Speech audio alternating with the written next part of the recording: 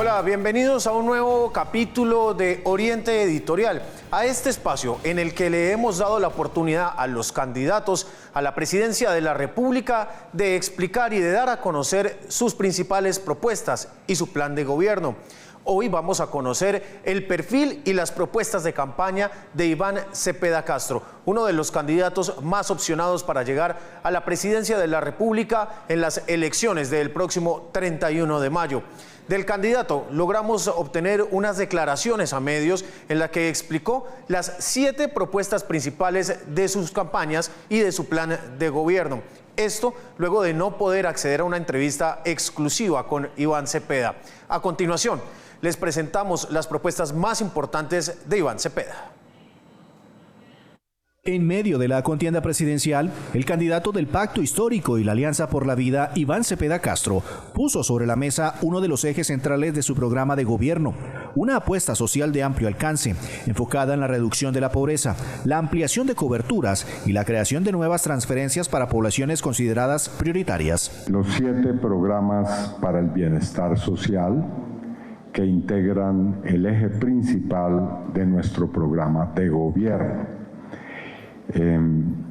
El principal eje de la política durante los próximos 4 años en nuestro segundo gobierno progresista va a ser el avance en la eliminación de la pobreza y la superación de la desigualdad social.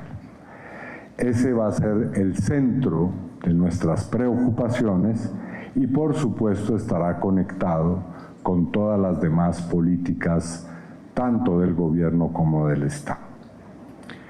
Esa definición de la centralidad de la lucha contra la pobreza y la desigualdad social responde a nuestra concepción sobre el modelo económico.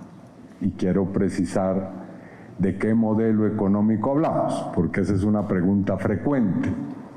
Nosotros creemos que se debe promover, como lo ha hecho el primer gobierno progresista del Pacto Histórico, una economía productiva, diversificada, socialmente incluyente. Si ustedes quieren, esas 3 características son las que definen lo que esperamos y queremos construir en los próximos años o seguir fortaleciendo. En segundo lugar, dentro de esas definiciones básicas, nuestra concepción responde a un principio que es fundamental entender. Nosotros consideramos que el desarrollo económico, el fortalecimiento de nuestra economía y el hacer ese crecimiento de forma sostenible, tiene que ver con un avance sustancial en reducir la pobreza y la desigualdad social. Es decir, estamos totalmente en contra de la idea de que luchar contra la pobreza, buscar el bienestar social, es antitético o contrario al crecimiento económico. Lo contrario. Nosotros creemos que a mayor bienestar, mayor eliminación de pobreza, mejor salario vital, mejores posibilidades de política social, más crece la economía, más se fortalecen todos sus niveles y eslabones e incluso más ganan las grandes empresas y los principales gremios. La propuesta presentada en Bogotá contempla 7 programas sociales dirigidos a adultos mayores, jóvenes, familias en situación de pobreza, personas con discapacidad, líderes sociales, campesinos y estudiantes de bajos ingresos. Según Cepeda, el objetivo es fortalecer la protección social sin incrementar de manera significativa el gasto fiscal, ya que la iniciativa se financiaría de forma progresiva, con reorientación de recursos, mayores ingresos estatales y aportes del sector privado. A lo que nosotros apuntamos es a que el Estado sea un emprendedor, un innovador y que tenga un rol estratégico en la economía. Somos, si ustedes quieren buscar algún referente entre los economistas contemporáneos, como dice la economista Mariana Mazzucato, El Estado no es simplemente un regulador del mercado, ni es un observador pasivo de lo que pasa en el mercado. Puede jugar un rol, repito, de emprendedor y también de tener iniciativa. Y dentro de esa iniciativa precisamente está la política social, que es una base importante de ese rol económico del Estado. El anuncio pone en el centro del debate una discusión de fondo. ¿Hasta dónde puede llegar el Estado en la ampliación de subsidios y transferencias? ¿Cómo se sostendrían financieramente esos programas y qué impacto real tendrían sobre la desigualdad en Colombia? Cepeda afirma que su propuesta no busca un modelo estatista, sino una economía productiva, diversificada e incluyente, en la que el Estado tenga un papel activo como actor emprendedor, innovador y estratégico. Bajo esa premisa, su planteamiento social se presenta como una herramienta para estimular también la producción, el emprendimiento y la organización comunitaria. Uno de los puntos más visibles de la propuesta es la ampliación de Colombia Mayor. El candidato plantea aumentar en 1 millón el número de beneficiarios de este programa, dirigido a adultos mayores en situación de pobreza o pobreza extrema. Según los cálculos divulgados por su campaña, esta medida tendría un costo cercano a los 2 billones de pesos y se financiaría en parte con mayores ingresos de Ecopetrol, derivados del comportamiento de los precios internacionales del petróleo. El primero, algunos ya existen por supuesto, es el programa Colombia Mayor. Actualmente, Colombia Mayor, el avance que ha realizado nuestro gobierno, es pasar de 1.500.000 personas beneficiarias a 3.200.000, que actualmente han pasado de recibir mensualmente 80.000 pesos a un bono pensional de 230.000. La meta que se propone nuestro gobierno es aumentar a 1 millón de personas más, adultos mayores, que viven en situación de pobreza o pobreza extrema. Este programa tendrá un costo de 2 billones de pesos, los cuales, como lo dije al comienzo, podrían ser financiados eventualmente con los ingresos que tiene, por ejemplo, Ecopetrol.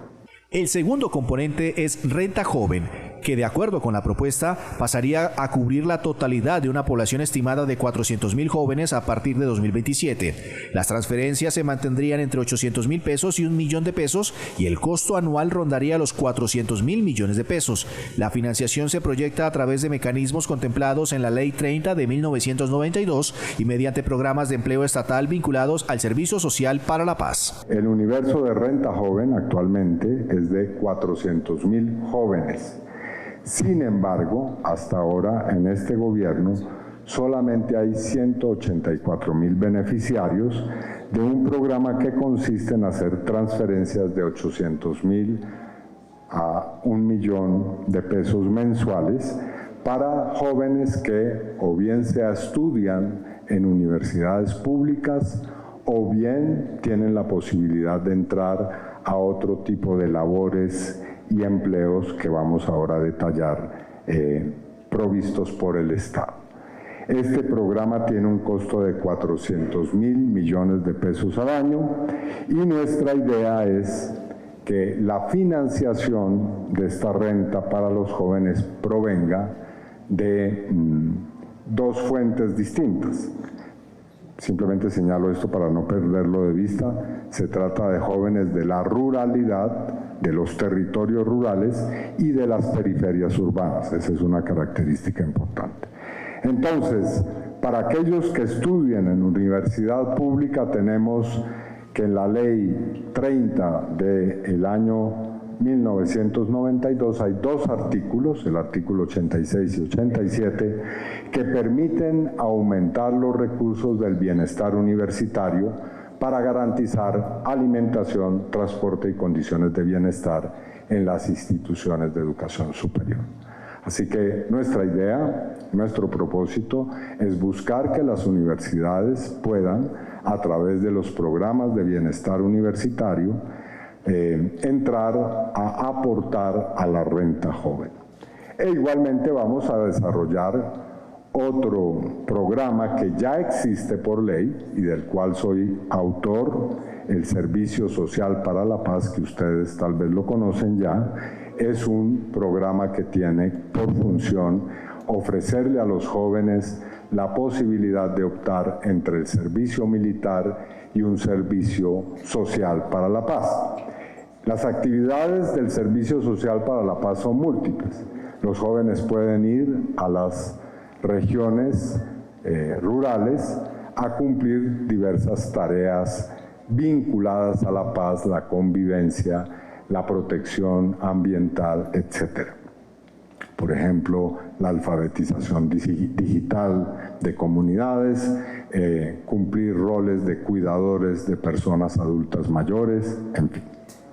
Entonces, el programa Renta Joven tendría como fuente de financiación que el Estado redireccione gastos públicos que se están haciendo en otros rubros, fortalezca el programa del Servicio Social para la Paz y pueda, a través del Servicio Social para la Paz, generar empleos para los jóvenes en los territorios. El tercer programa es la ampliación de Renta Ciudadana, que según el plan presentado, avanzaría progresivamente desde 800.000 hasta 1.600.000 familias beneficiarias en los próximos años. La propuesta no se limita a la transferencia monetaria, también plantea que una parte de esas familias transite hacia proyectos productivos, con acceso a créditos baratos para impulsar 200.000 microempresas familiares. Esta idea combina alivio inmediato con una apuesta por la generación de ingresos permanentes.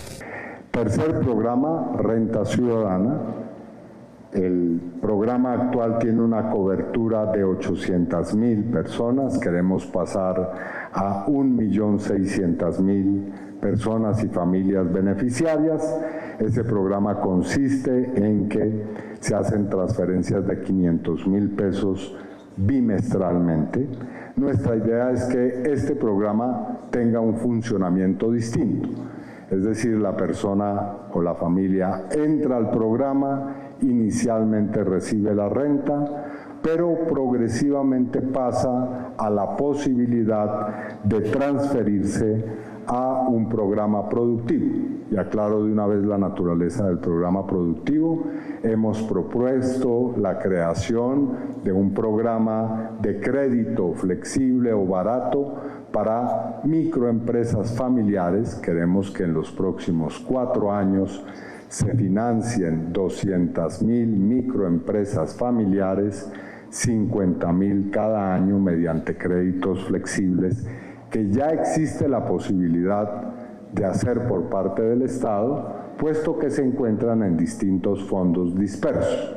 Nuestra idea es agrupar esos fondos y permitir que se cree una posibilidad de microempresarios familiares a través de créditos, repito, flexibles. Actualmente obtener un crédito para una microempresa familiar es una tarea casi que imposible. Las corporaciones bancarias no prestan dineros a personas que no tengan detrás, pues obviamente una historia crediticia o una empresa lo suficientemente reconocida para entregar un crédito. Nuestra idea es impulsar el crédito para la microempresa familiar. El cuarto eje introduce una medida nueva, una renta para personas en situación de discapacidad. La propuesta beneficiaría a 400.000 niños, niñas y jóvenes hasta los 29 años que además enfrenten condiciones de pobreza. El costo estimado sería de 400.000 millones de pesos. Con este programa, Cepeda busca ampliar la cobertura hacia una población que, según su planteamiento, requiere una protección reforzada por las barreras sociales, económicas y de acceso que enfrenta. El quinto componente está orientado a la protección de los líderes y lideresas sociales y al fortalecimiento del tejido social en sus comunidades. La propuesta contempla una renta básica para 5.000 personas con un salario vital mensual. El costo calculado es de 120.000 millones de pesos. La financiación saldría de la reorientación del gasto de entidades como el Departamento de Prosperidad Social, la Agencia Nacional de Infraestructura y Findeter. En este punto, la campaña enfatiza que no se trataría solo de protección individual, sino también de un apoyo a procesos comunitarios e infraestructura social de pequeña y mediana escala. ¿En qué consiste esto? Bueno, como se sabe, continúa en Colombia, lamentablemente, el asesinato sistemático y permanente de lideresas y líderes sociales.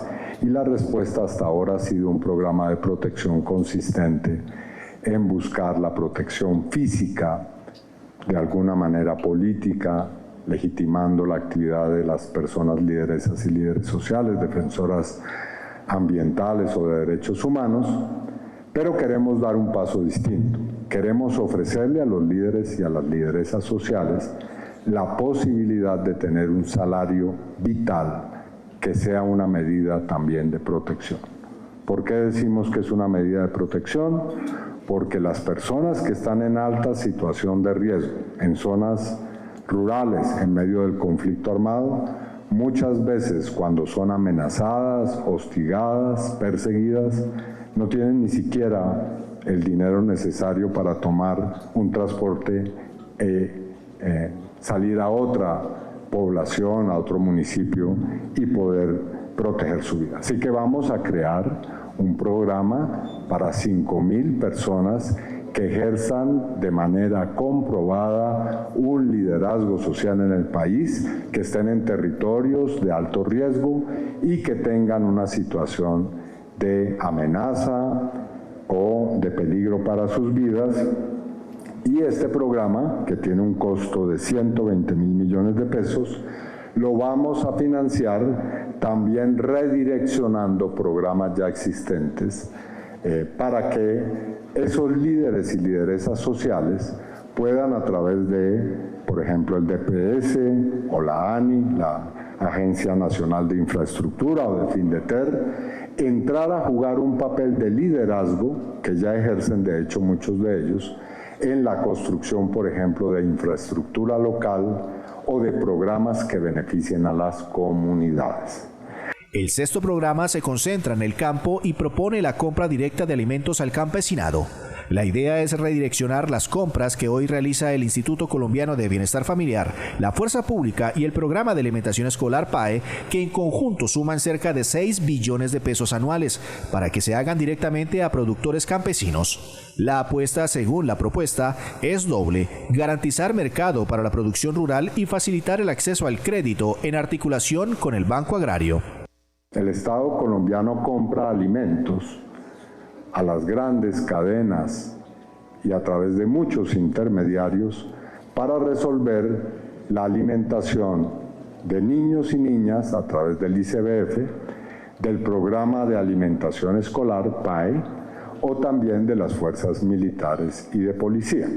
Pues bien, nuestro gobierno va a tomar la decisión de acabar con esa entrega de los recursos estatales simplemente a los intermediarios y a ciertas empresas, y va a redireccionar el gasto, que es de 6 billones de pesos o 6 billones punto 5, a la compra de alimentos a poblaciones campesinas, para que sean esos alimentos distribuidos o sencillamente puestos en mercados con precios que sean rentables para los campesinos.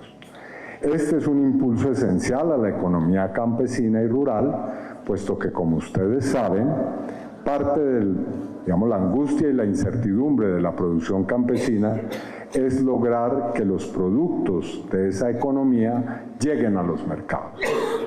Es decir, parte del problema y el drama es que producir alimentos tiene como gran desafío la venta del producto. Pues bien, el Estado va a comprar, transportar y poner al servicio de poblaciones que necesitan esos alimentos. El séptimo punto tiene un componente directo sobre la educación y las familias de menos ingresos: la compra de útiles escolares para 2 millones de estudiantes de la ruralidad y la periferia urbana.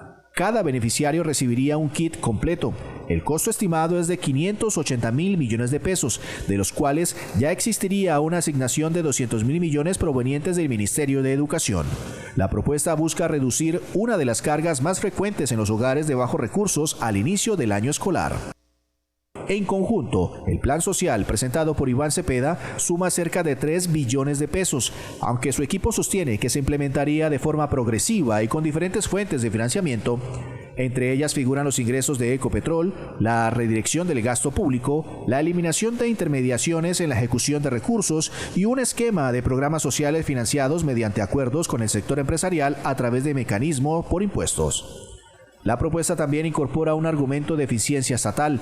Cepeda sostiene que reducir cadenas intermedias en el gasto permitiría... Nuestro programa no es estatista, no es de estatización de la economía, es un programa que estimula el crecimiento económico, la productividad y el emprendimiento microempresarial.